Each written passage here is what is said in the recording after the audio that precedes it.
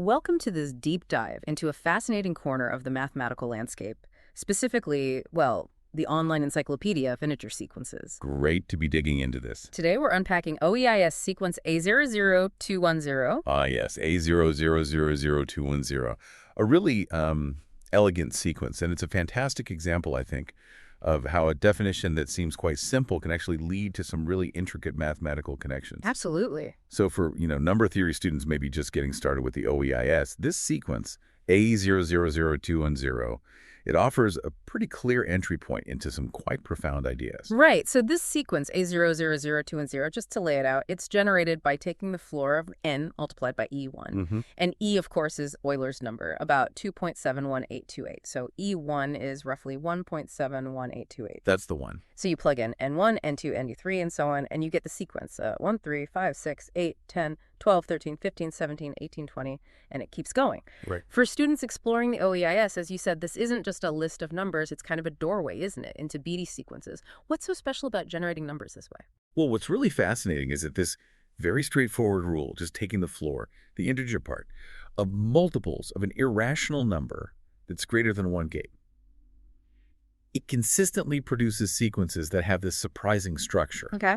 These are what we call Beatty sequences. They're named after Samuel Beatty, who wrote about them formally back in 1926, I believe, though actually Lord Rayleigh had touched on them even earlier. Ah, right. Rayleigh. Yes. And for this specific sequence, A000210, the irrational number driving it is E1. You might think multiplying by a constant and just chopping off the decimal part is, well, almost trivial. Yeah, sounds simple. But it gives rise to these unexpectedly deep relationships with other parts of mathematics. And one of the most striking of those has to be this idea of complementary Beatty sequences and Rayleigh's theorem. Okay, let's unpack that a bit. What does it mean for two Beatty sequences to be complementary? Right. So complementary Beatty sequences, they come about when you have two irrational numbers, let's call them R and S, both greater than 1. And they have to satisfy this very specific condition. Yeah. The sum of their reciprocals is exactly 1. So 1R plus 1s equals 1. 1 over R plus 1 over S equals 1. Got it. Exactly. Now, Rayleigh's theorem, which is just a beautiful, elegant result, states that the two Beatty sequences generated by such a pair, so floor and R and floor theorems, they perfectly partition the set of positive integers. Partition. Meaning every single positive integer, 1, 2, 3, 4, and so on, appears in exactly one of those two sequences. There are no overlaps, and no integer gets missed. Wow. Okay, that's pretty powerful, like puzzle pieces. Precisely. It has significant implications, in areas like discrepancy theory, the study of how uniformly sequences are distributed. So for our sequence, A00000210, where R is E1, what would the S be for the complementary sequence? Well, using that relationship, 1 divided by E1 plus 1 over S equals 1, if you just do the algebra. Rearrange it. Yeah, you solve for S, and you find that S equals E1 divided by E. So the Beatty sequence generated using that number, floor, would contain precisely all the positive integers that are not in A000000. They fit together perfectly. That's really neat. Now, the OEIS entry itself, it has this intriguing comment. It mentions A0000210 shares its first 38 terms with another sequence, A082977. Ah, yes. And A082977 is defined differently. Its numbers congruent to certain values, 0, 1, 3, 5, 6, 8, 10 modulo 12. That seems like more than a coincidence. It certainly suggests something, doesn't it? While Rayleigh's theorem gives us this global picture, this partitioning of all integers. Right. These kinds of local coincidences, like matching terms or aligning with modular patterns, hint that the individual Beatty sequences themselves can possess their own interesting structure. So it hints at maybe some deeper pattern related to modulo 12. It could. It's possible this early agreement might relate to something like the continued fraction expansion of E1, maybe how its convergence behave. But yeah, that's speculation. It would need more digging.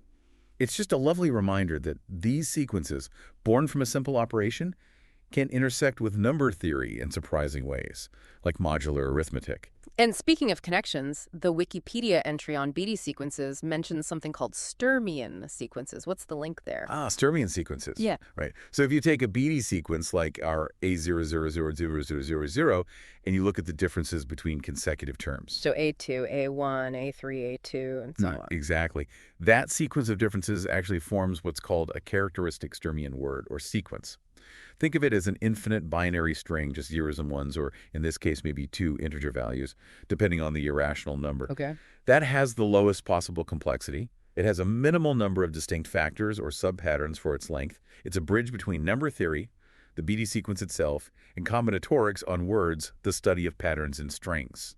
Wow, okay. From floor functions to complex patterns in sequences, it really branches out. It does. The Wikipedia page also notes some generalizations of Rayleigh's theorem. Yes, the basic idea of partitioning integers isn't strictly limited to just pairs of irrationals greater than 1.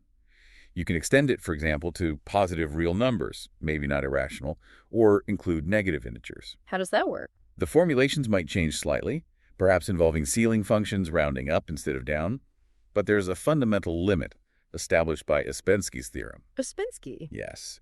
It states you cannot find 3 or more Beatty sequences that partition the positive integers perfectly, with each integer appearing exactly once.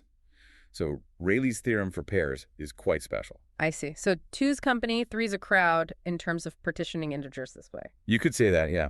It highlights the uniqueness of the pairwise case. Okay, let's circle back to the OEIS entry for A00210 itself. It classifies it as meaning non-negative integers, which makes sense. Standard classification, yes. And it gives these handy formulas for Maple and Mathematica, floor and HSP 1-to-1, and floor and E1. Really practical for anyone wanting to play with the sequence. Absolutely crucial. The OEIS aims to be a working tool, not just a list. And those computational formulas are key. And then there are the cross-references. A320997, A083042, that A082977 we mentioned, and a bunch of others nearby. Those cross-references are gold. They act like hyperlinks within the mathematical universe, suggesting sequences that might be related, complementary, generalizations, or share some property. Following those links can lead you down some very interesting paths. Like a mathematical breadcrumb trail. Exactly. It encourages exploration. And for the really keen, there's even a link to a research paper, Some Properties of Beatty Sequences too, by I.G. Connell in the Canadian Mathematical Bulletin. Right, which just underscores that this isn't just, recreational math. A sequence like A0008210, simple as its definition looks, is the subject of genuine mathematical research. So wrapping this up, A0000210, the sequence floor, it really is a beautiful example. It shows how irrational numbers, like E1, can generate these integer sequences with really surprising deep properties. Couldn't agree more. We've seen its connection to its complementary sequence via Rayleigh's theorem, this link to Sturmian sequences, and how the OEIS entry itself is packed with information formulas, cross-references, further reading. It's a great case study for number theory students. It really is. The OEIS entry serves as this concise yet really potent introduction to the whole world of Beatty sequences and how they fit into the bigger mathematical picture. So a final thought perhaps for you, the listener, to ponder. How does the fundamental nature of E itself, the fact that it's transcendental, not the root of any simple polynomial equation, its role in calculus, how does that fingerprint show up in the way the numbers in A0000210 are distributed? That's a deep question. What subtle clues about E are hidden in this sequence, and how it relates to others in the OEIS? What connections are still waiting to be uncovered? Something to think about. Thanks for joining us on this deep dive.